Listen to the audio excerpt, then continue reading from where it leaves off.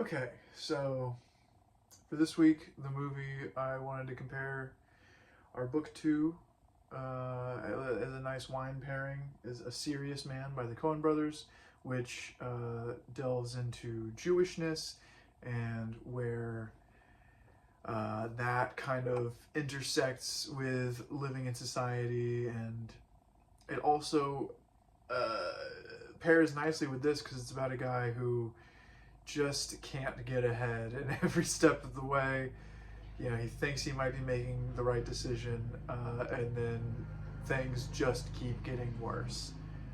Um, for this second half of the book, I struggle. I struggle to have a take because a lot of stuff happens, but it's all much more cerebral, I guess. I don't feel like I have a firm grasp on like something that's like, yes, this is a subject that the book talks about that interested me and I want to hold on to talk about. It's a difficult book, this particularly in this second half. But I guess what I would try to focus on is the aspect of invisibility, and where that pairs nicely with A Serious Man. If you haven't seen it, you should.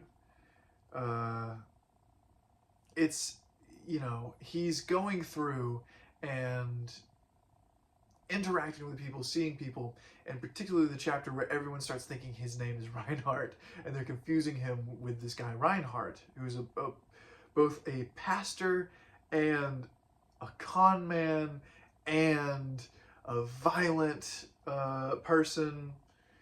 He's this person of massive contradiction, and the main character is able to get mistaken for him multiple times, which is so interesting, both for our main character, the Invisible Man, but also Reinhardt, because in a way, that also means Reinhardt is invisible. Because if he can be so easily mistaken for just another guy wearing shades, he isn't really visible. He's something else. He's invisible.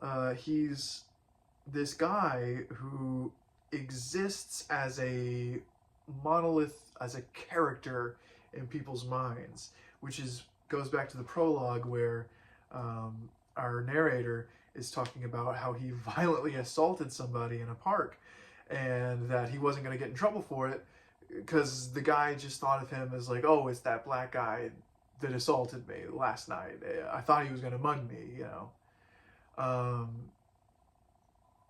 don't know. It's as easy to understand as it is hard to describe. Where being black in society at the time, it particularly meant that they could exist without,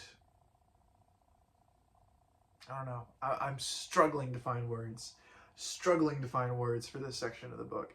It is so dense, but also so much less happens in this section of the book.